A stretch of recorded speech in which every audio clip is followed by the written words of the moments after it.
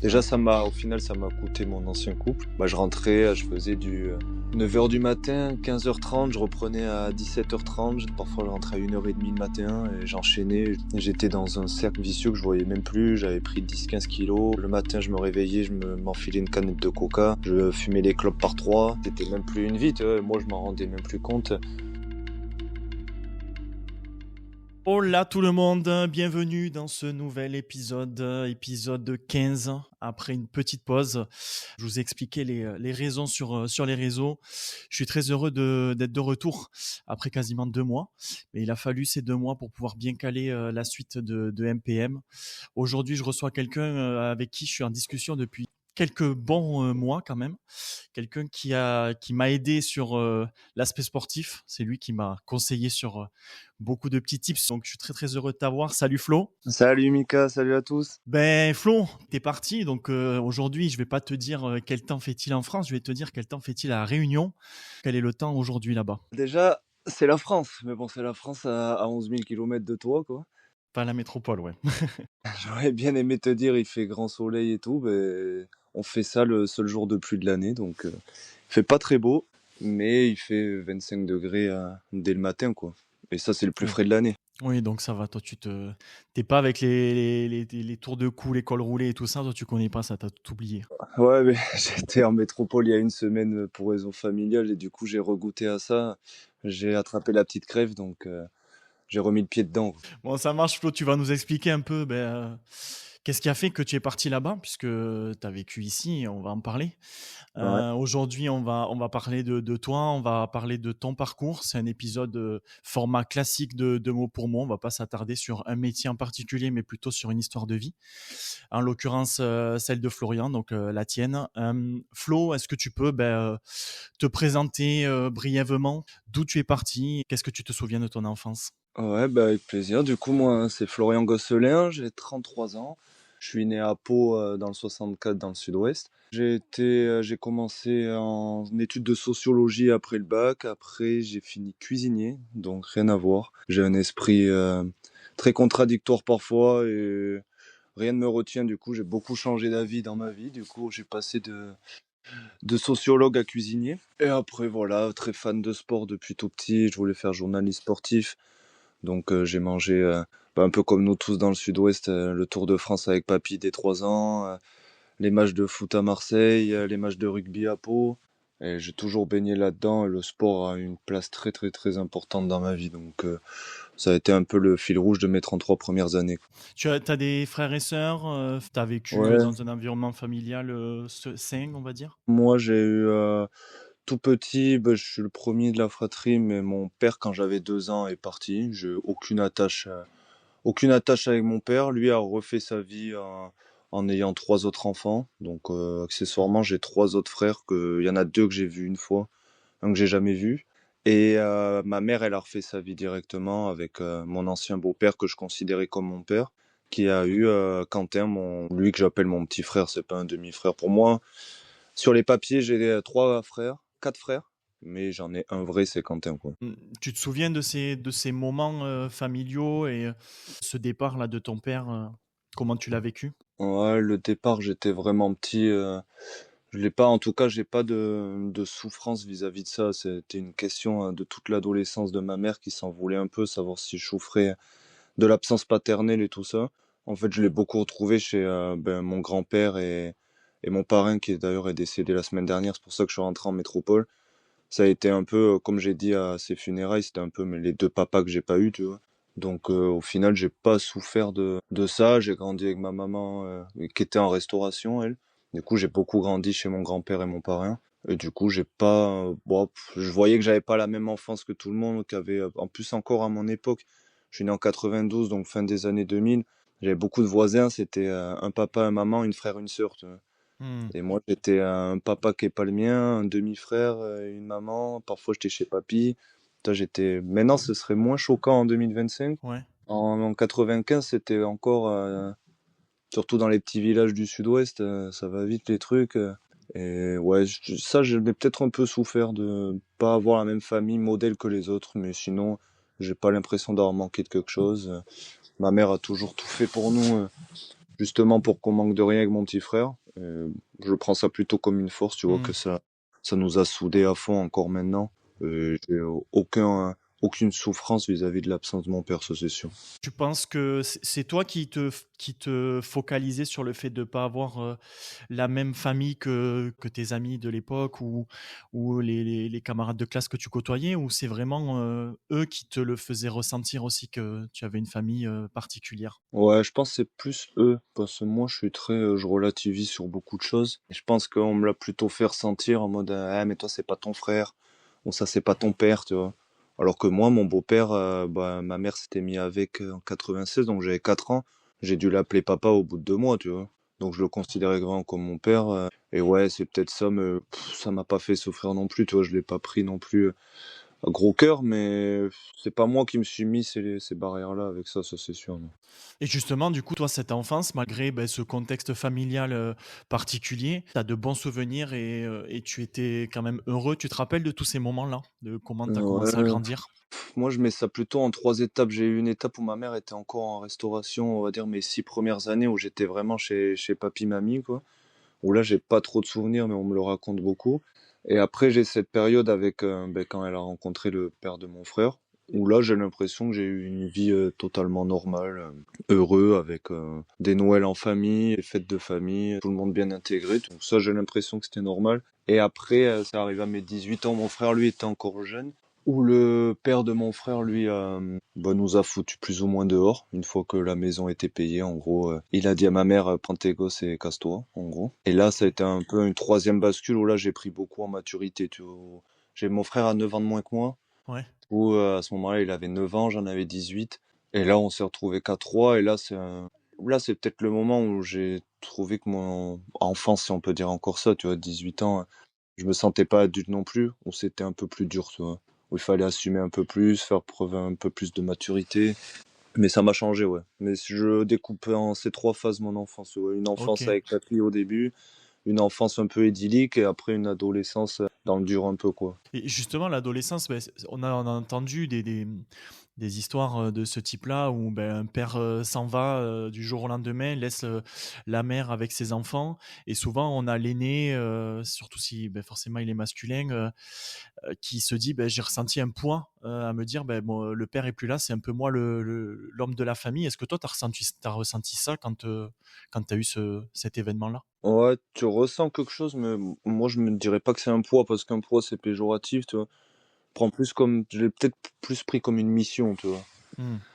En mode, bah là, il faut pas laisser ton frère, encore moins ma mère qui est, elle, pour le coup, je rappuie dessus, mais elle nous a toujours aidé. Enfin, on a manqué de rien, tu vois. C'était le genre de personne que, on est 3, s'il y a 2 steaks, elle va pas manger de steak. Mhm. On a jamais été en HLM alors qu'elle a galéré. En plus, elle a toujours eu des métiers compliqués, tu vois. Elle était aide médico-psychologique en unité Alzheimer, donc elle pouvait faire des horaires où on la voyait pas, mais elle était toujours là, on a manqué de rien, toi. Et moi, je l'ai plus pris en accompagnement de ma mère, en mission soutien plutôt qu'un poids, quoi. Tu as parlé tout à l'heure du sport en famille, donc Tour de France, la section paloise et tout ça. Est-ce qu'à ce moment-là, déjà dans tes 18 premières années, le sport avait une petite place ou une grande place même? Ouais, ouais, moi j'ai commencé par le foot à 4 ans. J'ai eu une carrière assez courte, j'ai fait un match. J'étais au gardien, je pris un carton rouge. Du Ok. coup, j'avais tous mes voisins qui faisaient du rugby. Et on m'a mis au rugby. J'ai commencé à Sévignac, à côté de chez moi, à 5 ans, et j'ai fait du rugby jusqu'à avant le Covid. Donc j'ai bien 25 ans de rugby, quoi. J'ai commencé par Ouais. ça. Ok. En pratique, j'avais ça, et après, bon, le vélo avec les copains, je faisais un peu de BMX pour aller à l'école, des trucs comme ça, mais c'était plus à la télé pour le coup. Le match de Ligue des Champions sur TF1 le mercredi, jusqu'à la mi-temps, tout ça, j'ai connu à fond, quoi. Bon, moi, je suis supporter marseillais, donc j'avais pas trop Marseille à la télé à cette époque-là, c'était plus Lyon, Ouais. mais Ouais, ouais, j'étais à fond. c'est sûr. Et qu'est-ce que tu avais fait pour prendre le carton rouge Bah, au foot? j'avais plaqué. Le mec, il arrive vers moi, j'étais au goal, un petit plaquage. Ma mère, elle m'a dit, tu t'es trompé de forme de ballon, là. Ok, Ouais. ok Flo, ça marche. Et tu disais tout à l'heure que tu rentrais du coup dans l'adolescence avec cet événement-là. à 18 ans. À côté de ça, il y a le parcours aussi scolaire et petit à petit vers le professionnel. Donc, tu as parlé d'études de sociologie, je crois. À 18 ans, tu t'orientes, tu as déjà une idée de ce que tu veux faire précisément Ouais. ou... Ben moi, avant le brevet, je voulais faire cuisinier. Et ma mère elle était serveuse jusqu'à ses 30 ans.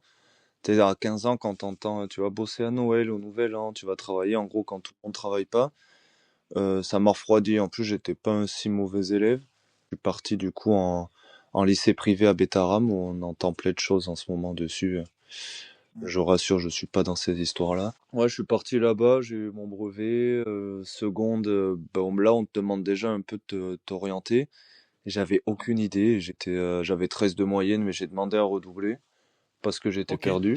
Et du coup, je suis parti l'année d'après en bac ES parce que voilà, j'aimais bien tout ce qui est économie. Enfin, j'aime bien les études qui me semblent logiques, tu sais, quand ça parle de la vie, toi, tout ce qui est maths. J'ai été bon jusqu'en troisième, dès qu'il y a eu des lettres au milieu des chiffres. Et dans ma tête, j'ai des blocages. Du coup, moi, il me faut hmm, des histoires de vie. Toi, j'ai toujours aimé l'histoire, la philo, même si j'ai jamais eu de bonnes notes. Et tu vois, l'économie, ça m'intéressait. J'avais l'impression qu'on me parlait de la vie, tu vois. hmm, Du coup, je suis parti là-dedans. Je suis parti du lycée privé en terminale, arrivé au lycée public, j'ai l'impression que c'était le début de ma vie. Je commence à rencontrer des filles, le bar d'à côté, le PMU. Du coup, j'ai raté mon bac. Du coup, j'ai fait plus d'années au lycée qu'au collège, alors que c'est censé ok, être l'inverse. ouais, Et arrivé du coup, à 20 ans, j'ai eu mon bac. Je savais pas plus ce que je voulais faire et comme j'étais en bac économique et social, je suis allé en fac de sociologie, quoi. Mais ouais. c'était la suite des choses, mais il n'y avait pas de réelles ambitions derrière. Et tu t'es rendu compte au fur et à mesure de la fac là, hein, de sociologie que en fait t'étais pas fait pour ça et que tu aspirais à d'autres choses. Ouais, en plus ça a été un peu forcé parce que j'ai rejoint mon ex qui était à Bordeaux en médecine. Et comme je voulais les bourses et tout, il fallait absolument que je sois dans une fac. Du coup, je suis allé en fac de sociaux. Et le premier semestre, tous les cours magistraux, je crois que j'y suis pas allé, ça m'ennuyait. En fait, il y avait il y a pas d'interlocution avec le prof, on est 300 dans un truc. Si j'étais chez moi devant un écran, c'était pareil. Ouais, les cours de TD, j'aimais bien, mais pareil, j'y allais parce que c'était obligatoire pour que je touche les bourses. J'ai validé mon premier semestre, je suis allé voir mon prof principal et je lui ai dit que je partais au Greta en formation accélérée pour faire cuisinier. Il m'a pris pour un fou. Je me rappelle, sa femme m'a dit, bon, t'as regardé Top Chef hier, tu te dis que tu vas être cuisinier. Ah, c'est le genre Ok. de phrase que à 33 ans, ça me motive encore. Un bon préjugé, ouais, effectivement. Ouais, et justement, toi, tu t'es fait confiance et t'y es allé pleinement. Ouais, ouais. Pourtant, ça faisait peur parce que mon ex était déjà en médecine, donc je savais que j'allais aller dans un métier qui allait me prendre beaucoup de temps. Et surtout, je suis quelqu'un de très opiniâtre, quoi. Quand je vais dans un truc, je mets le casque à pointe, je baisse la tête et je m'arrête jamais. Donc j'ai commencé pour rattraper un peu le temps perdu, faire des semaines en apprentissage à 60 heures parce que je voulais apprendre, apprendre, apprendre. Et ce que j'adore dans ce métier, c'est que c'est un métier qui te récompense. Il y a beaucoup d'échelons et tout ça. Et si t'es bon et que t'apprends, tu vas monter naturellement. Et il me fallait quelque chose comme ça, tu vois. Tu touchais vraiment à quelque chose de concret, en fait, petit à petit pour toi. T'aligner tes envies, tes souhaits professionnels et la pratique en soi. T'as ressenti une sorte de fierté de t'être écouté à ce moment-là et d'avoir foncé dans ce projet-là. Comment tu l'as vécu, ce revirement professionnel? Bah ouais, c'était peut-être la première fois de ma vie, avec mon départ à Bordeaux vers mon ex, où vraiment j'ai pris une décision, tu vois. Donc quand j'ai vu que ça a marché direct, j'étais ultra content et ça a contrebalancé justement avec ma mère qui elle s'en est voulu. Ah, je reviens à l'épisode d'à 14-15 ans, quand même un peu refroidi de faire ça. Ma mère encore maintenant, si tu l'entends, elle fait ah j'aurais dû te laisser à 15 ans. Je fais non non non, parce que la partie sociologique que j'ai, là en ce moment là du coup je suis sous-chef à la Réunion avec des créoles c'est un peu la philosophie d'ici, c'est si t'en fais un peu, t'en fais déjà plus. Donc t'es manager comment dire, de gens très différents et ce côté sociologie me sert de fou. Donc je le dis toujours à ma mère, je fais aucun regret. Et moi j'ai encore moins de regrets parce que maintenant j'ai un métier qui me permet là j'ai pu aller au bout du monde. J'avais même un contrat avant même d'arriver là-bas. Si j'ai envie d'arrêter le lendemain, je vais au resto d'à côté, t'es pris. Donc cette liberté-là, c'est aussi ce que je recherchais. Si j'avais fini anthropologue au professeur des écoles des 6-8 ans au fin fond du Béarn, j'aurais moins de maniabilité dans ma vie actuelle. Tu as vu une différence entre la métropole et la Réunion? Tu disais, là, si je change de resto du jour au lendemain, je suis pris. Quel est le milieu professionnel là-bas et le contexte? Tu peux plus facilement changer de travail qu'en France métropolitaine? Ouais, non, ça en France tu l'as déjà parce que surtout après Covid, là, il y a encore moins de cuisiniers, encore moins de cuisiniers qui maintenant j'ai 12 ans d'expérience, donc l'expérience là tu l'as encore moins. Moi en plus j'ai un parcours, c'est souvent des CAP ou BEP à 15 ans, donc t'as un peu tous les profils. Je suis pas réducteur à dire que parce que t'as commencé un CAP à 15 ans, t'es plus bête qu'un mec qui a fait fac de sociaux. Mais j'ai un parcours un peu plus différent, peut-être une maturité qui fait que, en général, quand t'arrives, oui, ici, ici c'est peut-être, je sais même pas si c'est plus facile, je dirais même c'est plus dur parce qu'il y a quand même un regard ils appellent ça les oreilles des métropolitains qui viennent ici, où il y a certains restos qui te font comprendre que eux ils veulent pas de métropolitains. Donc je dirais que c'est peut-être même moins facile, tu vois. Ok. Ça, t'as pas ressenti de discrimination entre guillemets là-bas. Tu t'es pas senti mis à l'écart ou autre par rapport à ça. Non, mais ils sont bons pour t'envoyer des petits pics de temps en temps, tu vois. Ah, Ça tu parles charrie. pas créole, t'as qu'à apprendre, t'es chez nous. Ok. Tu prends sur toi, mais ouais, ils sont pas très finotes parfois, quoi. Ok. Bon, c'est bon enfant quand même. Ouais, ouais, ouais. Bon, Ok. moi je dis, tu mets toujours l'ambiance autour de toi que tu veux instaurer, tu vois. Si moi j'arrive déjà dans un esprit conflictuel en me disant je vais leur montrer la vie, c'est quoi la cuisine et comment je suis, t'as beau être le plus gentil du monde, si t'arrives avec un esprit comme ça marchera pas, tu vois. Hmm. Donc je Ouais, suis c'est clair. beaucoup dans l'adaptation. Je sais, je me rappelle mes 2 premières semaines ici. J'ai pas trop parlé, je suis beaucoup dans l'analyse, dans tout ça. Et après, tu t'adaptes aux personnes avec qui tu travailles. Et nous, on en a beaucoup là qui font 2 semaines chez nous, justement, parce que c'est la cuisine qui devrait s'adapter à eux et pas le contraire. Et ça marche pas. Ouais. Et tu n'as pas subi ou t'as pas eu de moments vraiment difficiles professionnellement parlant avant de partir dans là où tu es maintenant, ici, quand tu étais sur Pau ou autre? Est-ce qu'à des moments, ça a été plus compliqué que d'autres sur certains restos ou certains secteurs? Moi, mais de 2013 à 2018, j'ai plus de mauvais souvenirs que de bons souvenirs, toi. Déjà, au final, ça m'a coûté mon ancien couple, qui, elle, je disais, était en médecine et moi là-dedans. Je rentrais, je faisais du 9 heures du matin, 15h30, je reprenais à 17h30, parfois je rentrais à 1h30 le matin et Ouais, j'enchaînais. J'étais dans un cercle vicieux que je voyais même plus, j'avais pris 10-15 kilos. Le matin, je me réveillais, m'enfilais une canette de coca, je fumais les clopes par trois. En ouais. fait, c'était même plus une vie, tu vois. Moi, je m'en rendais même plus compte parce que, comme je te dis, j'avais ce phénomène d'escalier là qui te fait monter petit à petit. J'ai très vite monté dans les échelons, en gamme aussi. J'ai fait des gastros, des trucs comme ça, où là, en fait, tu vis que pour ton métier, hein. Et j'avais plus aucune passion. J'avais arrêté le rugby à ce moment-là. Même le sport à la télé, bon, je suivais vite fait, mais en fait, j'avais plus rien à côté, quoi. Ouais, donc en fait, professionnellement, tu montais échelon par échelon et tu grandissais, mais par contre, à côté, ta vie, elle se détériorait à petit feu et toi, tu l'as pas trop vu ça, en fait. Non, j'avais des œillères à cette époque, je pense. Tu vois, j'étais en mode le travail, et j'ai même pas vu que mon couple se dégradait, que je rentrais. Du coup, j'étais à Bordeaux, je rentrais sur Pau une fois par mois à tout péter. J'avais plus de passion à côté, et ça, c'est avec le recul de la séparation, je pense déjà. Je suis rentré à Pau directement après ça, et là, j'ai regoûté un petit peu à la vie jusqu'au Covid où là, ça m'a vraiment fait un switch. Ouais. C'est cette période-là, c'est le Covid, toi aussi, qui a été le gros déclic pour la suite. Moi, ça a été un changement en tout point. J'étais déjà rentré sur Pau, j'étais à un restaurant où j'étais pas trop mal.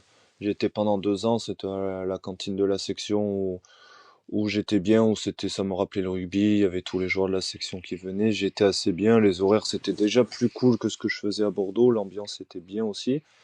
Mais je me suis blessé au genou, j'avais repris le rugby du coup juste avant le Covid, donc déjà ça faisait 3 mois que je bossais plus. Et là, T'avais le fait quoi Covid, au genou? Pardon, tu t'étais j'ai fait fait... fracture plateau-tibial et condyle fémoral au rugby, un mauvais appui. Ok. Et je venais de prendre un nouveau poste à Villa-Navarre, un hôtel 5 étoiles à Pau, en sous-chef. Et du coup, j'ai abandonné le poste au bout d'1 mois, ce qui aurait pu avant être un échec et tout. Je l'ai pris comme un signe du destin, tu vois. Plus le Covid derrière, et ça m'a vraiment recentralisé sur moi-même, mais surtout, tu vois. que ça soit physique, mental, j'ai changé du tout au tout. Ma façon d'être, ma façon de voir les choses, tout a changé à ce moment-là. Ouais. Et qu'est-ce que tu as mis en place au final de façon radicale ou est-ce que vraiment tout a été en progression, fait en progressivité ou est-ce que ben, ça a été du jour au lendemain, tu t'es dit en fait là, je me suis perdu, je repars de zéro et j'agis quoi. Ouais, moi je suis pas quelqu'un de progressif, je suis très radical surtout. Du coup, ça a été un virage à 180 degrés. J'ai direct, je sais pas, je prenais pas soin de moi, tu vois, coiffeur, je pouvais me couper les cheveux tout seul, se raser, je t'en parle encore moins. Oh, j'étais limite dans l'alcoolisme, il faut dire les mots. Entre chaque service l'après-midi, tu vas au VNB à côté boire des bières et que ça devient quotidien. Bah du coup, t'as les petits 15 kilos en trop de poche à bière où tu te dis qu'en fait t'as même pas 30 ans et tu t'arrives déjà plus à te regarder parce que tu te plais pas. Ben ça déjà physiquement ça a été un petit switch. Plus la perte de poids, du coup je faisais 85 kilos. Juste avant ma blessure du genou. Déjà je savais commencer à switcher dans ma tête. Je suis rentré à 78 kilos dans le confinement et je suis sorti 3 mois après à 63 kilos. J'avais perdu 15 kilos parce que je me suis dit j'avais commencé le vélo déjà juste un peu avant le confinement. Et comme je te dis, je suis un radical à fond. Je voyais qu'avec 85 kilos, à part aller vite en descente, ça allait pas me servir à grand chose. Et ben, j'ai bouffé des galettes de riz. Je me suis acheté un pneu de tracteur. Et dans mon souterrain, je faisais des allers-retours dans le souterrain à porter le pneu de tracteur, à faire avec des amis comme si des séances de crossfit dans mon souterrain. J'en faisais 3 par jour. En gros, je mangeais à peu près 500 calories et j'en dépensais 3500 €. Donc autant Ah te ouais, dire, ouais, ça a été radical. Mais j'ai eu, au point où quand je suis sorti du confinement, j'étais confiné tout seul. Mes amis et ma mère, elles croyaient que j'étais malade. ouais, Et ouais. ça m'a vraiment littéralement changé. Et dans ma tête, j'ai eu un switch, bah, quand tu te ressens sur toi-même, où tu commences à penser à toi avant de penser au travail. Ben, peut-être déjà à faire un tri dans mes amis à ce moment-là, dans des relations qui sont plus ou moins toxiques ou même inutiles. Hein. Il y a des amis à qui on s'accroche, on connaît hein, ceux à qui on dit bonne année, bon anniversaire, et que tu prends des nouvelles parce que tu vois qu'ils sont connectés sur Instagram. Bon, tout ça, j'ai arrêté. C'est parasite, j'ai déjà assez de choses dans ma tête pour ça. En fait, avant, je me regardais beaucoup le regard des autres, et là, je me disais, ah, j'espère qu'ils m'aiment bien, j'espère. À partir de ce moment-là, j'étais, tu m'aimes pas, m'en fous. Je t'aime pas, m'en fous. Et au boulot, je suis pareil. Ça m'empêche pas de travailler avec les gens. Si je t'aime pas, je vais pas faire semblant d'aller boire un coup avec toi. J'ai arrêté, on va dire, les faux semblants, mais avec les gens et avec moi-même aussi. Tu sais, quand tu t'auto-persuades de certaines choses qui, au final, n'ont pas lieu d'être. Hmm. Et justement, le cercle amical, t'en as pas trop parlé pour l'instant.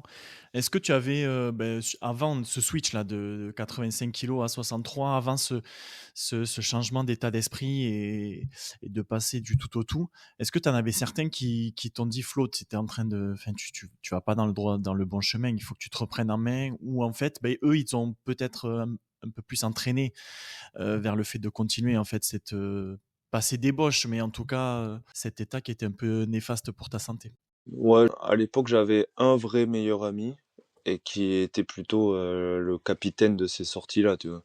Ah ouais. C'était alors bon maintenant on n'est plus en contact, sûrement peut-être aussi parce que j'ai changé et que ça lui convenait plus. Mais je cracherai pas non plus sur ces moments-là, mais c'est vrai que j'avais un cercle d'amis très fêtards du rugby et tout ça. On allait faire les 7 jours à Pampelune, enchaînés par les 5 jours à Bayonne, se boire les packs de Cronenbourg par 40 à l'époque, les boire à 2 en 3 heures. C'est sûr que j'étais plus tiré vers le bas avec ça, mais c'est même pas une critique parce qu'on était jeunes et c'est le milieu du rugby, surtout jouer à Bénéjac au pied des montagnes où c'est un peu des rudes. Tu te mets vite dans le moule. Ouais, mon cercle d'amis c'était le rugby, la bière et après et ceux du boulot. Et au boulot c'est pareil. Et moi j'ai jamais été dedans, mais c'est un milieu où c'est très drogue, alcool, fumette. Hmm. Donc toujours dans ce cercle-là qui, oui c'est sûr, m'a plus tiré à y rester que j'ai pas de souvenir de d'amis qui m'ont fait sortir de là, tu vois. J'ai eu le patron du bar d'à côté, justement, un jour, qui m'avait dit, bon là, c'est lui qui m'a, et j'en ai parlé il y a pas longtemps à un ami à Pau, en plus, qui m'a un peu sorti de là en me disant, Flo, là, tu viens tous les jours quand même, fais gaffe, fais gaffe. Je me suis dit, putain, c'est Ouais, vrai. Et ça m'a déjà fait un petit déclic, tu vois. ouais. Et ta mère là-dessus, elle avait pas de visibilité? tu lui cachais? Elle savait que tu avais ce train de vie là? Qu'est-ce qu'elle te disait? Non, non, je le cachais pas, mais je pense que c'était pas choquant, vis-à-vis extérieur, tu vois? Bah, ça restait j'étais pas non plus de là à me cacher des flasques de rhum sous l'oreiller ou Oui. si j'avais pas ma bière dans la journée, je tremblais, tu vois? C'était juste un rythme, bah, pas très bien, parce que déjà j'avais le boulot qui faisait que j'avais un rythme pas comme les autres. Mais ma mère le voyait pas, non, je l'ai jamais fait ressentir, j'avais pas non plus des sauts d'humeur ou des comportements à cause de l'alcool, tu vois? C'était pas dans l'excès non plus, mais c'était présent, quoi. Et tu parlais du coup de cette période Covid, où il y a eu ce changement radical donc où tu t'achètes ce fameux pneu, tu fais, énormément de dépenses caloriques, pour en manger très peu. Et tu arrives du coup, à te raccrocher à un nouveau sport, c'est le vélo. On va en parler parce que, c'est un peu comme ça, hein, que nous on se côtoie, Ouais. on va dire à ce moment-là, grâce à cette passion-là en tout cas. Qu'est-ce que ça a changé en toi? Comment tu t'y es mis? Parce que oui, c'est vrai que tu es quelqu'un de déterminé. Quand tu te mets dans quelque chose, tu le fais à fond. À ce moment-là, du coup, tu te lances dans le vélo et qu'est-ce que ça change en toi et quelles sont les étapes que tu passes grâce à ce sport-là? Bah, le vélo, du coup, c'est parti des fêtes de Pampelune. Donc, tu vois, il y a un pont avec mon ancienne vie et la nouvelle, Mmh. Mmh. avec Loïc, mais celui avec qui j'ai dû le plus rouler depuis que je commence, que tu Mmh. connais aussi un petit peu du coup. Mmh. Et ben, on a commencé aux fêtes de Pampelune, on regardait le Tour de France. Je me rappelle, c'était victoire de Tony qui prend le maillot jaune. Et là, je lui dis, mon papy était décédé l'année d'avant et mon papy m'avait toujours dit, moi, j'ai monté le Tourmalet, alors vrai ou pas vrai, hein. Et j'ai dit, ben, en hommage, j'aimerais monter le Tourmalet à vélo. Et il me dit, ouais, Flo, je vais peut-être pas t'amener faire le Tourmalet directement, on va peut-être aller faire une sortie avant chaud. Oui, bon, on n'a qu'à faire le Soulor. Et là, il a dû comprendre le personnage que les tours de rocade autour de Pau, ça allait pas me plaire, qu'il me fallait direct un truc. Et du coup, il y avait une organisation en Cicole, et là, j'ai commencé. Il m'a prêté un vélo, des chaussures, le casque et les chaussettes Nakamura de chez Intersport. Il m'était dit, bon, j'achète tout à 5 euros, de toute façon, je le fais. On va faire le Tourmalet 3 jours après, et j'arrête, quoi. Appellation, j'arrive en haut, pas longtemps après lui, et là, il me dit, bah, si t'as pas jeté le vélo en haut, c'est que t'es fait pour ça. 3 jours après, il me dit, bon, on va se prévoir semaine prochaine le Tourmalet. 2 jours après, je suis parti, j'ai pris ma voiture à Lourdes, j'ai monté le Tourmalet tout seul, j'ai envoyé la photo, je fais, bon, facile. Ah putain. Et là, il a compris le personnage et il m'a pris vraiment sous son aile dès le début. Où lui, ça l'a poussé aussi vers le haut. Et donc, ouais, le vélo, ça a commencé comme ça. Et arrêté un peu net, du coup, au confinement, quoi. Mmh. Ouais et après donc dans ce parcours-là, sportif, tu t'engages dans un club, c'est ça, hein? Vous Ah, partez dans le même club petit à petit? ouais, c'était même pas un club, bah, au début, j'ai pas arrêté le rugby, du coup. J'ai OK. continué le rugby et lui avait une association d'un ami à lui, la French Camaraderie, où c'était vraiment, il y a pas de directeur sportif, pas d'entraîneur, c'était vraiment ce qu'il me fallait, tu vois, pour aller rouler avec des gens, bah, pour sentir ton amélioration en voyant, bah, ça c'est un peu mon côté compétiteur, mais même si on s'appelle French Camaraderie, il y a un côté que, bah, si tu vas plus vite que l'autre dans un col, toi ça te met bien, tu vois. Mmh. Donc ça m'a aidé un peu, bah, comme on dit, à se la comparer, tu vois. Et j'ai direct vu que c'était grâce à eux et à leur dire aussi, parce que Loïc et Vincent, qui étaient présidents de cet asso, m'ont vite mis aussi sur un piédestal en me disant, ben, t'as des capacités, on va t'aider et tout, tu vois. Et j'ai eu aussi du coup cet encadrement dans ce sport-là que j'ai peut-être pas eu au rugby. Au rugby, j'ai jamais été un joueur très fort ni très nul, tu vois. Un mec qui peut avoir des éclairs de génie, un mec qui peut ne pas toucher un ballon pendant le match. Et j'ai ressenti au vélo peut-être ce sentiment de pouvoir jouer les premiers rôles que j'avais pas au rugby, tu vois.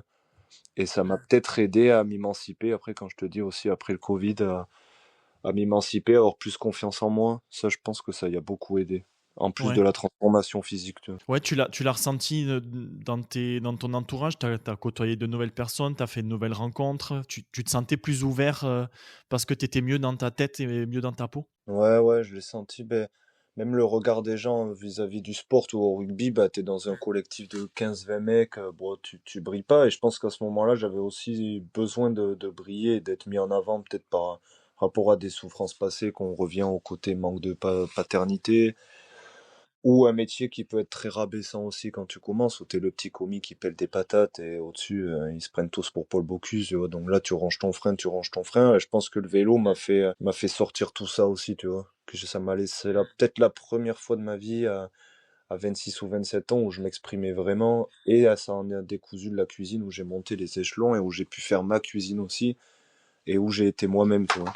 Donc cette période-là, ouais, et le vélo en particulier m'a vraiment aidé à m'émanciper et à savoir qui j'étais, tu vois. Donc là, tu changes aussi d'entourage, quoi. Enfin, petit à petit, les potes que tu avais dans le secteur du rugby, dans le milieu que tu côtoyais avant, est-ce que tu les as gardés ou est-ce que, ben, au final, petit à petit, la distance a fait que tu t'en es éloigné et que ta nouvelle passion ben, t'a fait ouvrir les yeux et évoluer sur tes relations aussi? Ouais, j'en ai toujours du rugby. Bah, j'en ai même que j'ai réussi à mettre au vélo, du coup.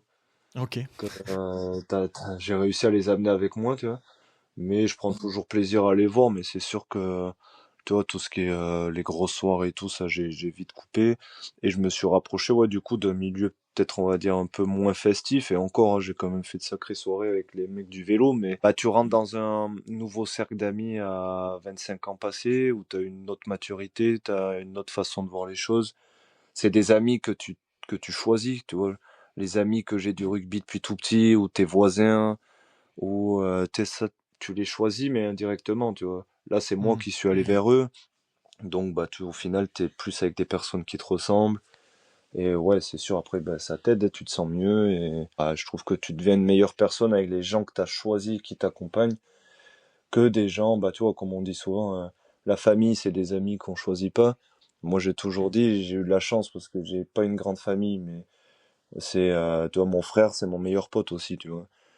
Et du coup, la chance qu'on a après en vieillissant, c'est que tes amis, tu les choisis, tu vois. Donc ouais, le vélo m'a fait faire un tri et encore, vraiment, j'avais pas non plus d'amis toxiques, à part mon meilleur ami qui est parti de lui-même parce que il a rencontré l'amour et il en a oublié tous ses copains à côté. Et de toute façon, comme on a dit tout à l'heure, c'était plus quelqu'un qui m'a amené, bah, qui était dans ce délire, bière sortie, et je pense que je correspondais plus non plus, tu Ouais, t'en avais fait assez et t'en avais plus envie, ouais. vois. Et, et c'était quoi ton quotidien quand tu te mets au vélo? Parce que tu parlais d'être radical, donc tu changes du tout au tout. Et comment tu l'intègres le vélo à ta vie? Parce que tu as un travail à côté, donc c'était quoi un petit peu tes sorties type, hein, du moins tes journées type où tu intégrais le vélo dedans? Ben, à ce moment-là, du coup, je me blesse avant le confinement. Et du coup, je fais une rupture conventionnelle. Du coup, j'ai le chômage à ce moment-là. Et du coup, je sors du confinement, je travaille pas. Je fais un an sans travailler où j'intègre le vélo petit à petit. En 2019, je fais 1500 km. 2020, malgré le confinement, j'arrive à en faire 8000 quand même, alors qu'on était confinés 2 mois en mars-avril, je crois, et en novembre. Où là, j'ai commencé bah, à acheter un vélo un peu mieux. On n'avait pas le droit d'être à 1 kilomètre autour de la maison. Tu vois, j'allais faire 100 tours de 1 kilomètre autour de la maison pour faire 100 kilomètres. Toi, j'étais Ah, déjà putain. là. J'avais pas le travail et j'étais déjà. Je pense qu'en période Covid, j'ai roulé plus que certains pros. J'étais là 7000 et après 2021, je fais déjà 14 000, je crois, et 15 000. Enfin, j'ai direct doublé de kilomètres d'année en année, tu vois. Ouais, ouais. Donc j'ai le boulot à ce moment-là, c'est passé limite en second. J'avais ce luxe de pouvoir toucher le chômage.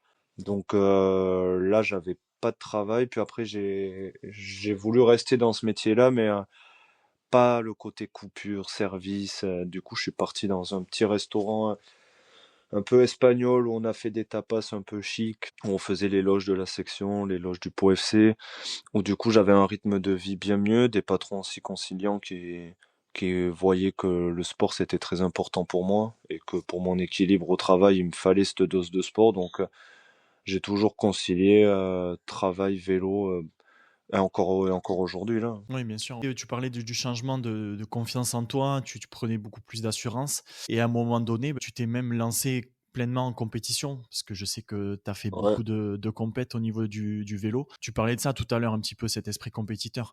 Ça s'est révélé aussi pendant ce changement et ce nouveau sport. Moi je suis très compétiteur mais je veux pas brûler les étapes. J'ai commencé ma première course 2021, je crois que c'était les boucles du Haut-Béarn à Oloron, où il faisait un temps dégueulasse. On était 300 au départ, on était 90 finishers, je crois. et où je fais 30e, où Loïc, du coup, un peu mon mentor du vélo, abandonne, où Vincent, le président, abandonne. Et là, ils sont venus me voir, il fait ah, Flo, faut que tu continues. Enfin, ça m'a fait ouvrir les yeux. Et ça a été un premier déclic en compète. Et après, j'ai commencé à prendre une licence en FFGT. Et il y a eu l'hiver 2022-2023 où là, ah non, d'abord, je me suis cassé la cheville en 2022 et j'ai arrêté le rugby à ce moment-là. Parce que je me suis dit, tu peux plus, j'étais troisième lignel à 66 kilos, et j'ai compris que mon Ah oui, corps, lui, il pouvait plus. Et là, on venait de faire un stage à Calpe avec Loïc, en pareil, à Espagne. deux, où vraiment je m'étais préparé et du coup, je me casse la cheville le 16 mars. Et là, ça m'a refait un switch dans ma tête en mode, je vais me mettre à fond compète. Et là, j'ai pris une licence. Première course, je prends une voiture sur un circuit. Déjà, je me dis, oh putain. Et la deuxième, j'attaque kilomètre 1 et je pars gagner. Hmm. Et là, direct, ça m'a fait un déclic compète et là, je m'y suis mis encore plus à fond. Oui, et tu as tenu ça jusqu'à il y a même peu. Encore, tu fais quelques compétitions du coup à La Réunion. Même à un moment donné, on en rigolait parce que tu me disais, quand on débriefait les courses par message ou quoi, tu me disais, putain, mais Mika, je suis toujours sur le podium, mais je vais jamais en gagner une. Et Ouais, c'est vrai que tu étais toujours placé. Et il y avait c'était difficile sur certaines courses. Tu avais des circonstances qui faisaient que tu n'arrivais pas à aller chercher la gagne alors que tu étais toujours top 5 ou autre, quoi. ma saison 2024, quoi. Ça, c'était 2024-2023. Du coup, je gagne très rapidement où je gagne deux des trois premières courses, où je suis champion départemental, vice-champion d'Occitanie. Je partais pour aller faire les France, mais au final, j'y suis pas allé. Mais je jouais les premiers rôles dans les cyclos, tu vois, j'étais bien aussi, mais je jouais pas la gagne. Et 2024, pareil, j'ai eu une autre rupture conventionnelle en début d'année après une expérience pareille. Métier. Je suis resté dans ce métier-là, mais j'étais en traiteur en boucherie où je faisais du 6h, 13h, j'avais des horaires limites aménagés pour faire le vélo, et là je m'y suis vraiment mis à fond en 2024. Et en 2024, c'est 8 fois deuxième, 9 fois troisième, 8 cyclosportives, jamais une victoire, mais jamais plus loin que cinquième. Et là tu te dis, putain, là c'est la première fois où j'ai pris des coups en mode, putain, je travaille comme un con, enfin sur le vélo je parle, j'arrête pas.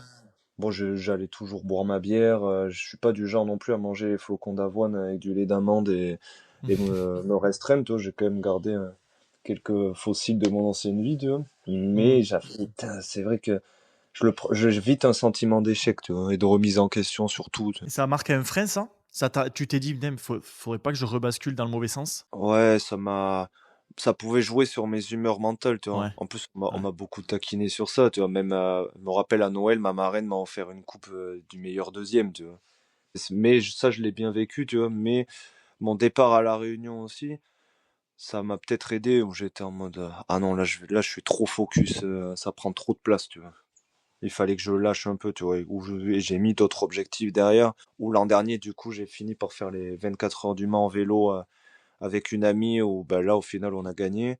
Mais c'était un autre type d'effort. Et après, je suis allé aussi au trail petit à petit, un peu pour reprendre à zéro et remonter. Parce que tu touches un certain plafond de verre au bout d'un moment, même à vélo, même si c'est un sport très progressif. Arrivé au niveau où j'étais, ben, tu tapes vite le mur alors que j'avais eu une ascension très forte.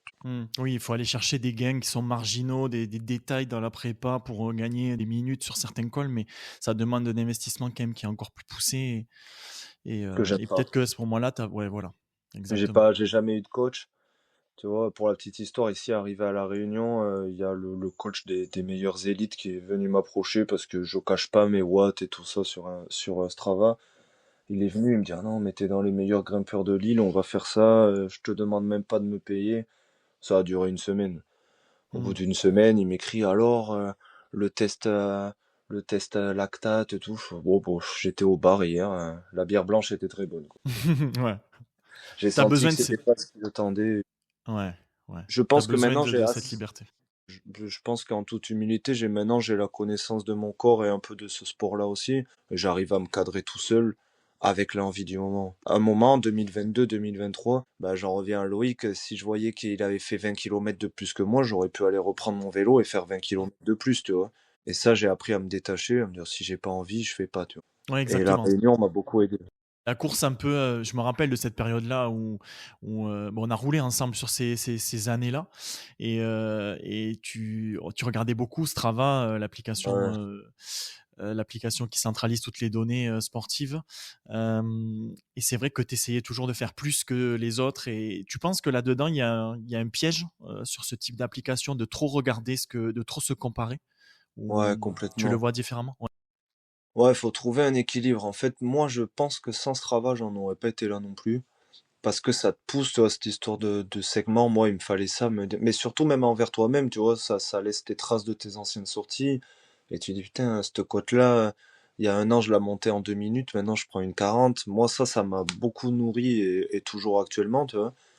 Je suis très connecté avec les capteurs de watts et tout ça, top, parce que ça m'aide à savoir où j'en suis. Mais il y a un côté néfaste où, moi, le plus néfaste, c'était, ouais, à me dire, putain, lui, il est déjà à 11 000 kilomètres, j'en suis qu'à 10 500. Pourquoi moi, j'ai pas fait les 500 kilomètres de plus? Et ça te pousse, et ça te pousse. Il y a des fois, je me rappelle que je regardais pas le temps dehors, il pouvait pleuvoir, je m'habillais et je partais à 8 heures sous la pluie.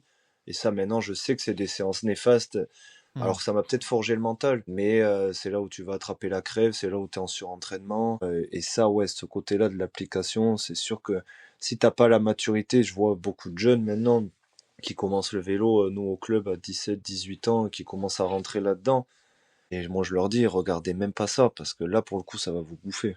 Oui, justement, après, sur l'aspect sportif, sur l'épisode avec Loïc chez Tour, on parlait d'idole, on parlait de tout ça. Loïc avait dit que pour lui, bah, c'était pas la personne qu'il fallait idolâtrer, c'était plutôt le parcours. Est-ce que toi, tu avais des sportifs que tu idolâtrais ou auxquels tu voulais ressembler? Pas forcément dans le vélo, puisque tu as parlé que tu es venu aussi petit à petit sur le trail, et on va basculer là-dessus ensuite. Mais est-ce qu'il y avait des idoles pour toi? Moi, j'ai jamais eu. Bon, t'as toujours des gens que t'apprécies plus que d'autres. Et en plus, moi, j'ai pas eu les mêmes que les autres. Moi, j'ai eu. Toi, beaucoup avaient, comme toi, par exemple, des Contador ou Andy Schleck à cette époque-là. Moi, j'étais Cadel Evans, tu vois. Tout le monde était Lance Armstrong à l'époque. Moi, j'étais Jan Ullrich. Moi, j'ai toujours aimé un peu le besogneux, L'outsider. quoi. Ouais. Ouais, j'ai jamais été pour les favoris, tu vois. Hmm. Ouais, là, tu vois, je suis ni pour Pogacar, ni pour Vingegaard. Tu vois, j'apprécie ce qu'ils font et tout, tu vois, mais moi j'aime bien le petit, tu vois. Un match de Coupe de France au foot, moi je suis pour le petit poussé, tu vois. Ouais. Et donc j'ai toujours eu ouais, certains modèles, mais peut-être dû à les modèles que j'ai dans ma famille. Moi, ma mère et mon grand-père étaient de gros modèles et c'est des besogneux du travail, Tu vois, je pense pas que j'étais un talentueux du vélo et si j'ai réussi à ma petite échelle à percer, c'est par le travail, tu vois. Donc j'ai eu ouais, des modèles besogneux, ouais, on va dire à la Cadel Evans, mais déjà dans le vélo, tu vois. Mais même au rugby, tu vois, j'ai toujours aimé les mecs comme Fabien Pelouse plus que Vincent Clerc, tu vois. Les mecs de l'ombre, effectivement. Un peu moins médiatisés, mais qui font un travail encore très important. Ouais. Ok, Flo, et tu parlais tout à l'heure du trail. Alors, si je dois résumer, moi, de l'extérieur de ta vie, le côté radical, déterminé, l'opiniâtreté, et où des fois tu prends des décisions qui sont imprévues, mais aussi Comprise déconcertantes. aussi, c'est pas Ouais, mal, ouais. Ouais, exactement. C'est de se lancer des défis énormes. Et en fait, il y a un an de ça, tu t'es lancé le défi de faire la diagonale des fous. ouais. 183 km, 11 000 mètres de dénivelé. Sauf que tu l'as fait sans préparation. Je crois que tu avais couru 80 bornes sur l'année, un truc comme ça. PV, j'ai couru moins dans l'année que la longueur de la diag, quoi. Voilà. Et Et ça, donc, du coup, c'est parti d'un truc. Celle avec qui j'ai gagné 24 heures du Mans l'an dernier, elle a fait en relais en 2023. Et j'ai suivi ça sur Canal Grand Raid. J'étais déjà venu à La Réunion il y a 8 ans. Et pour tu dis toujours ça, t'es en mode ouais, je reviendrai faire la diagonale. J'avais dit ça, mais voilà. Et là, je sais pas, j'ai vu ça. Et je dis pourquoi moi je pourrais pas faire ça? Il fait, ah mais non, c'est impossible. Oh bah c'était le mot à pas dire. Moi dès qu'on me dit c'est impossible, j'ai ça en mode bah tu vas voir si c'est impossible. On me dit non mais en plus il faut faire des trails qualificatifs, il faut être tiré au sort. Et je sais pas, pour moi, dans ma tête, j'étais déjà en mode, bah, je vais être tiré au sort, je vais faire les trails ça va le faire. qualificatifs Ouais. et je vais faire Ouais. la diag. Donc là, on est en octobre 2023 à ce moment-là. Ouais. Et je vais sur un site pour voir s'il y avait des trails dans le coin. Et je vois qu'il y avait un trail à Morlas, 12 km. Moi, je suis allé acheter des chaussures, un short. Et j'ai chauffé un pote à moi, Johan. Je suis allé faire ce trail-là et j'ai fait 9e. J'ai fait une Ok. cabriole à l'arrivée. Et j'ai dit à ma mère, bah, dans un an, je ferai la cabriole au stade de la Redoute à Saint-Denis à La Réunion. Les gens, ils disent, oui, oui, bon, c'est ma mère. Elle te dit, oui, oui, mon garçon. Et bon, allez, allez, arrête de boire. et vas-y quoi. Et du coup, je me suis inscrit tirage au sort et avec Johan aussi qui s'était chauffé comme moi. Au final, j'avais 12% de chance, je crois, parce qu'il faut savoir qu'en gros, il y a 1500 places pour les métropolitains, il y a 10 000 demandes à peu près tous les ans.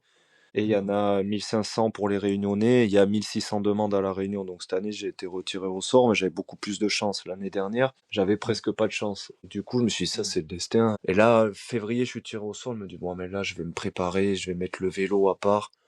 Que nenni, le vélo, j'en ai fait encore plus. Et là, j'ai commencé à m'exciter au mois de mai. J'avais 2 trails qualificatifs à faire jusqu'au 31 juillet. Et du coup, je m'inscris au trail d'Otakam. Et en fait, ça tombe en même temps que mes championnats départementaux de vélo. Et j'ai un pote à moi qui fait du trail. Là, il faut pas que l'organisation du Grand Raid écoute. Mais c'est lui qui a fait le trail sous mon nom. Donc, pour te Ok. dire que j'étais vraiment pas prêt. Il a fait, et il fait 25e. L'année dernière, je suis parti derrière le SAS Elite à la diagonale, alors que j'avais rien à foutre là, à cause de lui qui a fait une trop bonne perf. Et j'ai continué le vélo, et j'arrive le 5 juillet, jour du GTVO, c'est le grand trail qu'il y a dans le coin vers chez nous. Je m'étais inscrit, ça devait être mon deuxième trail qualificatif, sauf que le conseil régional m'invite à une grande course, la Haute Route, c'est l'une des plus grosses cyclos de vélo, où il y a des Colombiens, des Américains, et il m'invite à ça sur 5 jours dans les Pyrénées. J'ai même pas réfléchi, j'ai fait direct la Haute Route. Je fais deuxième à la première étape, où c'est peut-être la meilleure course de ma vie, où j'avais les jambes de feu. Et je vais pas faire le GTVO. Et puis j'écris, il me reste 15 jours pour faire un trail, et j'écris à l'organisation me disant, bon, j'ai pas pu faire le deuxième, mais je sais pas pourquoi j'y ai cru, hein, alors qu'il y a 10 000 Mhm. personnes qui attendent. Ils me disent, bah non, si vous le faites pas, peut-être à l'année prochaine, mais sinon tant pis quoi. Sauf que moi j'avais déjà pris les billets pour la réunion et tout. Wow. Et je me suis motivé, et j'ai trouvé le 27 juillet, donc 4 jours avant, un trail au fin fond de Bidarai dans le Pays Basque. 60 km, 5000 mètres de dénivelé, en ayant couru 12 km dans l'année, je crois. Un 10 km à Pau, j'avais fait un 10 km de plat, alors que la diagonale, c'est 11 000 mètres de dénivelé. Et j'ai fait ça, et je l'ai fini, je crois, 219e sur 225, quoi. Au fin fond du classement. J'ai voulu m'arrêter sur l'aire d'autoroute, m'acheter un coca au retour, j'ai même pas pu poser les pieds par terre.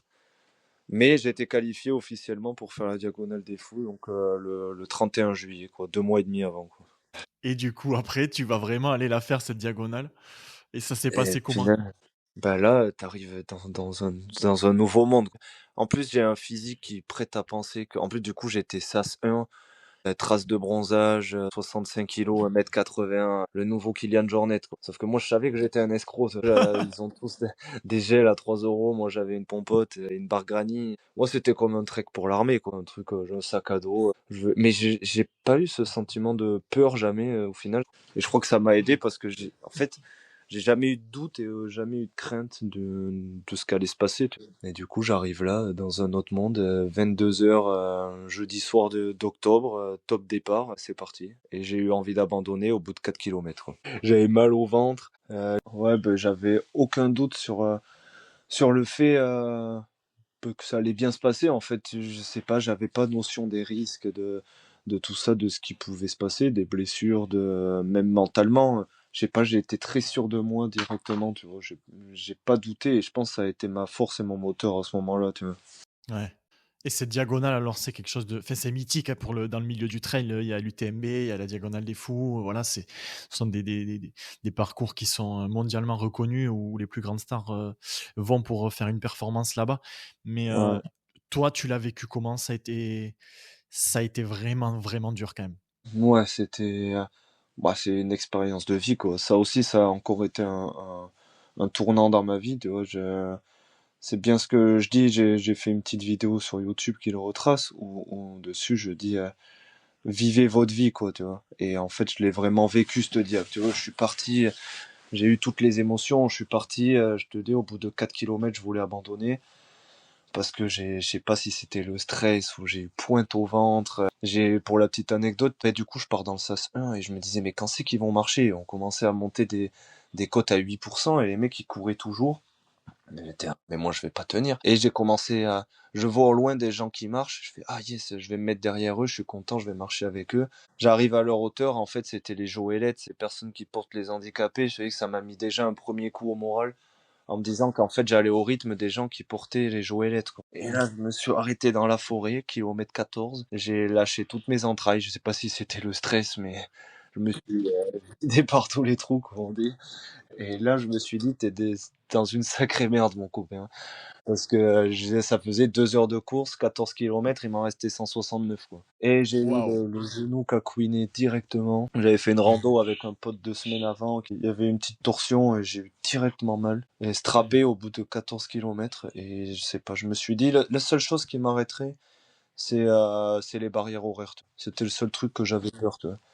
Mais je me suis dit, comme j'ai dit à ma mère, j'irai faire cette cabriole au stade de la Redoute à Saint-Denis, tu vois. La même que j'ai faite à Morlas un soir d'octobre en 2023, tu vois. Et ouais, c'était un sacré défi. J'ai fini en 62 heures. Donc je suis parti le jeudi à 22 heures, arrivé le dimanche matin à 11 heures. Et à la montre, j'ai dormi 38 minutes, quoi. Oh là là. Et Et tu t'es et dans ces moments-là, parce qu'on sait que, enfin, ce que tu nous racontes, c'était vraiment une expérience hyper, hyper difficile mentalement. Est-ce qu'il y a vraiment ces moments où tu es tellement dans le dur que pas tu remets ta vie en question, mais tu te dis, mais pourquoi je suis là? Qu'est-ce que je fais? Enfin voilà, est-ce que vraiment il y a ces pensées qui t'ont traversé l'esprit? moi, j'ai pas trop eu de pensées négatives, tu vois, sur la vidéo que j'ai. C'est des moments que j'avais peut-être oubliés, tu vois. Ou en rigolant, je dit, putain, mais j'ai payé pour faire ça, hein.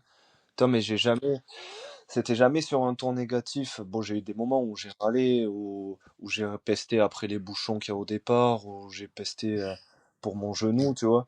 Mais je suis toujours resté en mode positif que ben, si je faisais la moitié, au final, c'était déjà énorme. Même si j'avais ce truc qui m'animait de bah, t'engages pas mal de frais financiers, une Mmh. diagonale entre très qualificatif, tout le matos, les billets, la voiture de loc et tout, t'engages vite 3 000 euros, quoi. Et j'avais embarqué un pote avec moi là-dedans qui est venu me faire l'assistance.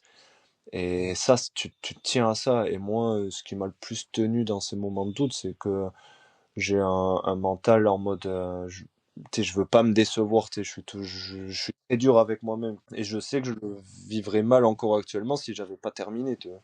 Oui, parce que Donc, ouais, du coup, tu es allé au bout du bout, tu as tenu et tu as réussi du coup le défi. Tu as fait cette fameuse cabriole du coup. ouais, il y a la vidéo à l'arrivée où j'ai le drapeau béarnais étendu bien haut et je fais cette cabriole et direct j'ai envoyé à ma mère. Je fais voilà, je l'ai fait un an après.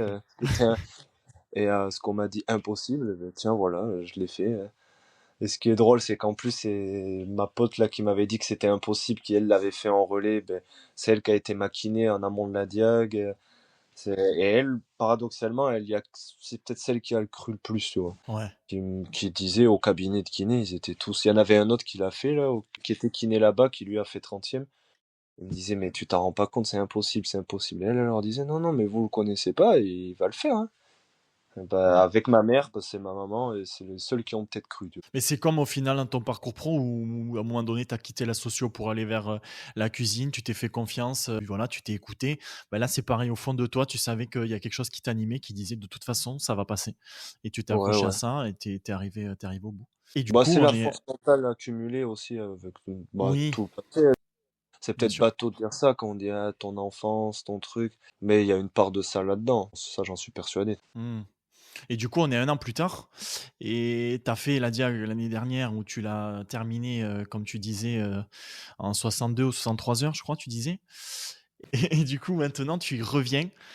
Mais cette année, tu y reviens avec une préparation un peu différente quand même. Tu as d'autres objectifs. Ouais, ouais, bah déjà là, pour la petite histoire maintenant, cette diagonale m'a fait habiter ici, du coup j'ai déménagé complètement ici. Ou en partant de l'avion avec Johan, on sort de soirée à 4 heures du mat, on avait l'avion à 5h30, et il fait putain, ça serait vraiment trop bien d'habiter là. Et là, ça m'a fait un déclic, je fais bah qu'est-ce qui m'empêche d'habiter là, moi?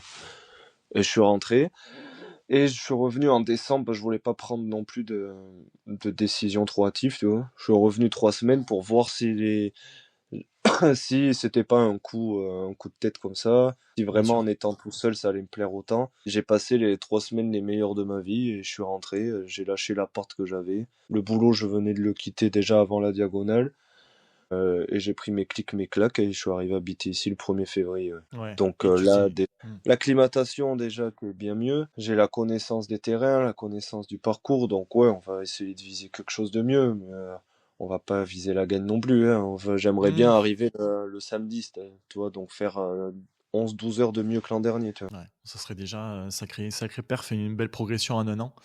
Ouais, ouais. Et le trail et le fait d'avoir changé, parce que tu as changé de sport, tu as changé de rythme de vie, tu as changé de lieu de vie aussi.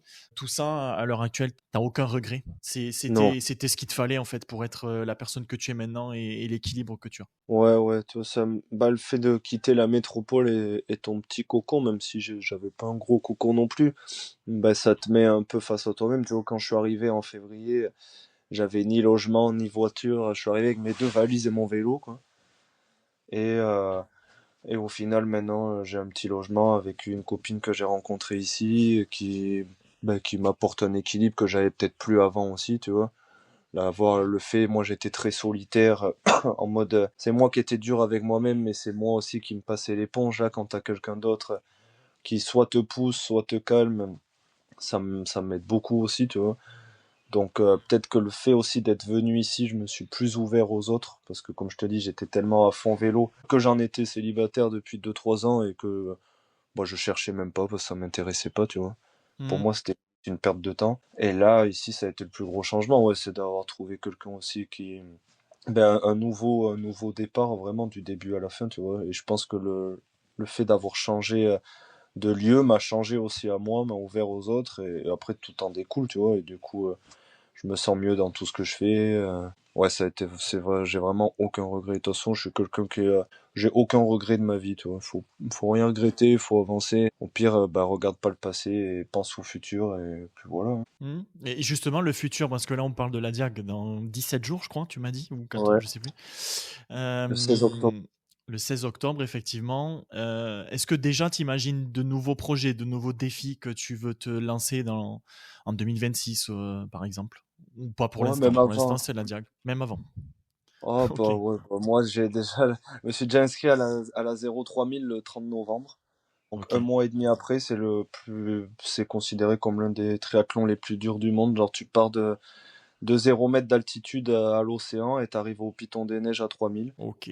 Donc je me suis déjà mis ça, tu vois, quand je te dis quand je vais dans un truc c'est à fond, ça c'est un mois et demi après la diagonale. Et ça je le fais en duathlon, du coup, course à pied, vélo, puis trail. D'accord. Et ça j'y vais pour faire une grosse perf, j'aimerais bien faire un podium, tu vois. Donc ouais, j'ai Ah déjà oui, des ok. objectifs à court terme. On verra. Moi, tu sais, je vais très vite, donc pareil, j'ai pas d'idée en janvier, et pareil, j'en ai 3 pour l'année en suivante. Hmm. Mais déjà, la diagonale a mis la barre haute. Ouais, oui, c'est un sacré défi. Puis même ce que tu viens de nous dire pour après, c'est quand même assez solide aussi. Ouais. Ouais. Ça marche. Ben écoute, merci pour ce partage. Quand on parle de soi, comme ça, on se rend compte de tout le chemin parcouru et tout. Est-ce que tu as une conclusion, une phrase, quelque chose que tu voulais vraiment faire passer aux auditeurs qui t'écoutent aujourd'hui? Bah moi après moi j'ai une philosophie, c'est la vie est un jeu, tu vois. Je suis même là comme je dis, je suis rentré pour le décès de mon parrain, et moi j'ai une philosophie très ben en gros ben il a fini le jeu, à nous de le continuer avec les pensées qui vont avec, tu vois, en lui rendant hommage et tout ça. Mais je suis quelqu'un maintenant, c'est il faut avancer.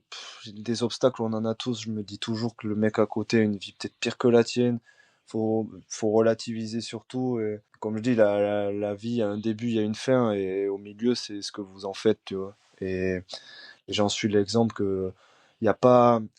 Tu sais, je suis très, on fera pas le même métier toute notre vie. On peut changer. En fait, il faut pas rentrer dans un moule de la société. Je sais de quoi je parle. J'ai été en sociaux où tu es agriculteur à 18 ans, tu dois l'être encore à 55. Toi, moi, je sais très bien que je ferai pas cuisiner jusqu'à 60 ans. Et en gros, on risque rien en fait de quitter un métier, on en retrouvera toujours un autre, de quitter une ville, on peut toujours revenir, et de pas vivre avec des regrets, avancer et pas sur les rails de la société, avancer avec les rails que l'on se met, sa famille, ses amis, son cœur, et avancer comme ça, quoi. Et surtout profiter. On n'a qu'une vie, et dans vie, ça vient de vivre, il faut la vivre et pas la subir, tu vois. C'est la phrase que j'ai dit à la fin de ma petite vidéo sur YouTube, où vivez votre vie, la subissez pas, tu vois. C'est ma philosophie, c'est celle que j'essaie de perpétuer, quoi. Et cette vidéo, tu peux nous donner le titre pour les auditeurs la retrouvent s'ils veulent la regarder? Ouais, ben si on tape Florian Gosselin, Diagonale des Fous, on tombe Ok. sur là. Le titre, c'est un copain à moi qui a monté tout ça. D'ailleurs, je le remercie, il a fait un boulot de fou avec des plans de drone et tout ça. Ça doit s'appeler faire la diagonale sans entraînement, un truc comme ça. Ok, Donc ça résume ok. bien le truc. Le Ouais, type après et ça l'état reste sur d'esprit. un ton. Ouais, ça reste sur un ton de l'humour parce que je suis pas Kylian Oui. Jornet ni François Daen. Il y a des trucs qui froissent certaines personnes qui disent ouais, t'as pas respecté parce que t'es pas entraîné. Les moments où je l'ai fini et que je suis fier de moi, j'ai respecté. Donc, les rageux passent dessus. Bon, ça marche, Flo. Bah, écoute, merci pour le partage de tout ton parcours. Et c'est de sacrés défis que tu t'étais lancé quand même, hein. Enfin, moi, pour avoir suivi ça de loin à chaque fois. Et puis même pour avoir fait quelques sorties vélo, je me rappellerai toujours de la première ensemble dans les Pyrénées où tu m'as envoyé double Tourmalet, Speng, je crois. Un, Je sais peut-être. plus, on avait fait 4200 de dénivelé, 130 bornes. Tu m'avais crevé. Tourmalet, Ourquette, Aspin et Retourmalet. Je m'en souviens très Voilà. bien. C'était avec Loïc, hein, je crois, d'ailleurs. Avec Louis, ouais, à 3, Mais c'était bien. c'est ouais, je suis arrivé au bout du bout, mais ouais, je sais qu'à ce moment-là, tu m'avais bien aidé en tout cas pour pas lâcher. Et c'est beau de voir tout le parcours que tu as fait depuis et puis bah, de voir toute l'évolution maintenant à La Réunion et tous les projets qui vont arriver pour la suite. Bah, je te retourne le compliment oublie pas que tu m'as donné des conseils sur la course à pied avant la Diag aussi, je me rappellerai. Au début, j'ai commencé à courir des 5 kilomètres à 3,45 comme un manque. Et tu m'as dit, faut pas faire ça. Faut y aller tranquille. Fais plus de volume, va pas vite. Donc, tu vois, C'est vrai. il y a peut-être 1 kilomètre des 183 qui te revient à toi de l'an dernier. Donc, merci à toi Merci. pour le soutien et tous les gentils mots à chaque fois. Et Ouais, avec celui qui plaisir. fait plaisir. Avec plaisir. Moi, tu sais, j'ai appris des autres aussi, hein. Je pense à mes deux potes, les deux Maxime, c'est eux qui m'ont dit: «Mika, ça sert à rien de courir aussi vite, à chaque fois que tu sors». Ouais. Euh, Merci Flo, écoute, pour tout ça. On va suivre du coup la diagonale là, dans 15 jours, hein. On va suivre la suite fin novembre aussi. Et ouais. puis, bon, on te souhaite le meilleur pour ces deux compétitions et pour la suite en tout cas. Bah, merci beaucoup, c'est très gentil. Et toi aussi, continue ce petit podcast bien sympa que j'écoute sur mes sorties vélo et que je devrais aussi écouter en trail, mais comme je m'entraîne pas beaucoup plus. Mais j'écoute toujours sur les vélos tous les épisodes qui sont différents les uns les autres, mais tout aussi enrichissants. Donc toi aussi, continue à suivre ta voie et celle que toi tu te donnes et bon courage. Ben merci Flo et ça fait une belle transition pour la suite. J'ai dû changer un petit peu d'organisation par rapport aux épisodes. À l'heure actuelle, je peux pas forcément sortir 2 épisodes par mois, mais merci en tout cas d'être toujours là. Merci de me soutenir et de comprendre aussi que je fais ça pour le plaisir et que c'est un loisir et que je n'ai rien à gagner financièrement. Donc forcément, c'est une priorité qui passe après le travail. Et merci de me suivre et de me donner toute la force à chaque fois. Flo, je te remercie encore 1000 fois. On se retrouve à ta diagonale dans 15 jours. T'as pas intérêt à faire moins que l'année dernière, à faire plus de temps que l'année dernière. Ah oui, Et parce que moi, c'est le but. ouais, moins c'est le but. Et puis on se suit sur les réseaux. Merci Flo, bonne journée à toi et à très vite.